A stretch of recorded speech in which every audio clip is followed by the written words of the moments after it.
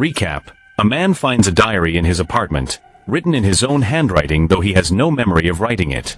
The diary records his daily life with exact accuracy and includes an entry for next Tuesday detailing his violent death. As Tuesday approaches, entries update and events unfold to match the diary. He tries to stop it, investigating who could have written the book and whether he himself is responsible while asleep. The story builds to a tense, inevitable confrontation between fate and free will, ending on a terrifying, ambiguous note. Chapter 1: The Find. I found the diary on a Thursday morning. It sat on my kitchen table like something misplaced, its leather cover soft with use. I remember thinking I'd left it there. When I opened it, my name scrawled across the first page in handwriting I knew instinctively.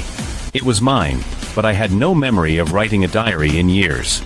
The entries began the week before, and they detailed everything I had done: the coffee I had made, the call with my sister, the bus I missed because I lingered for my headphones.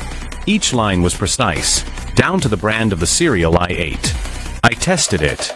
The next morning I left the kettle on the stove for a moment, and when I checked the book that night, there it was, a neat line describing the exact minute I had looked away. I felt a cold hitch in my chest. Chapter 2: The Writing. I spread the diary on the table and started comparing. It matched my day in the smallest ways. It even recorded private thoughts, the little anxieties I never told anyone. The handwriting was mine, the way I loop my Ys, the slant when I'm tired. I showed it to my neighbor. She squinted and said, "That's you." That should have solved it. It didn't. At night I would wake and find new lines added. They appeared like clockwork each morning, as if someone sat down at dawn to write a log of my life. Once I even caught a page moving when a draft blew, and the ink looked fresh. Fresh and impossibly correct. Chapter 3: The Tuesday Entry. Then I found it, an entry dated for next Tuesday. I read it and the floor dropped under me. It described a Tuesday like any other in the book's calm hand. It described me walking out at dusk, locking the door, the exact shirt I would put on. Then it described a stranger stepping from the shadows and the violence that would follow. The words were clinical and precise in the same way the rest of the diary was. No flourish, only the act. It said I would not see it coming. It said the building would be quiet except for the sound of my breath. I tried to laugh it off as coincidence. The more I read, the less laughter came. The entry closed with the hour and a line I could not shake. He did not remember writing this. Chapter 4: Fighting the Page. I took the diary everywhere. I tried to change small things. I changed my route to work. I called friends, asked someone to stay over. I left notes all over the apartment reminding myself not to leave the door unlocked. Sometimes the diary recorded these attempts like a theater critic. He left a note, then later, he threw the note away. I contacted the police, and they shook their heads. No evidence, no suspects. My friends suggested stress, sleepwalking, a prank.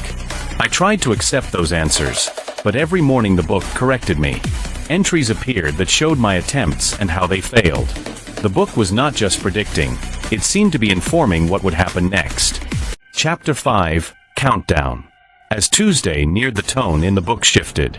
New lines were added that detailed things the book had not recorded before: a shadow at the bottom of the stairs, the sound of someone moving across the hall.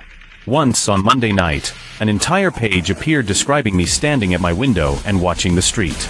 I had not done that yet. The diary had written my future observation. I started to believe it could not be stopped. I slept on the couch with the lights on. I left the TV blaring. I kept my phone in my hand. The diary wrote, "He listened to static and pretended not to hear the building go quiet." I tried to tell myself the words were tricks of the mind, but every detail the book put in place became real. Chapter 6: The Last Page. On Tuesday I did something stupid and primitive. I went to the mirror. I wanted to prove to myself I existed separate from a book. The diary lay open on the sink, the last entry waiting like a held breath. My reflection looked tired and older than the man in the page. The final lines were not florid, but they were absolute. They described the knock on the door, my decision to open it despite every warning, the hand that would find my throat, the weight that would pin me. It was written without cruelty, only certainty. The last sentence read, "He will know for a moment, whose hand writes his ending." I backed away. The knock came, polite, the kind you answer for a neighbor. My hands were cold.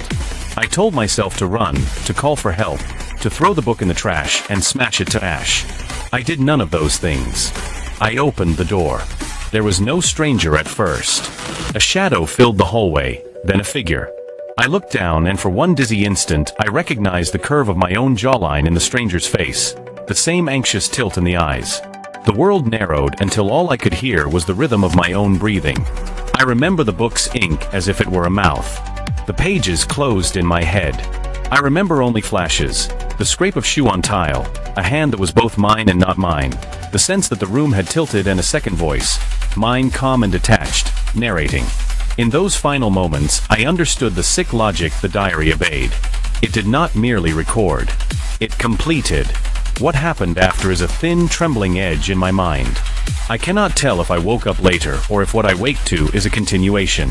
The diary sits on my table again, open with fresh lines. The new entry is, predictably, neat. It reads, "He reads the lines and wonders if tomorrow will change anything." I trace the letters with fingers that do not feel entirely my own. I cannot be sure if I lost Tuesday or if Tuesday found me. The diary continues to be accurate. The last thing I wrote in it, if I wrote it, is a question: who decides the ink? If you like this story, please subscribe to the channel, activate notifications, give the video a like, leave a comment, and share the video.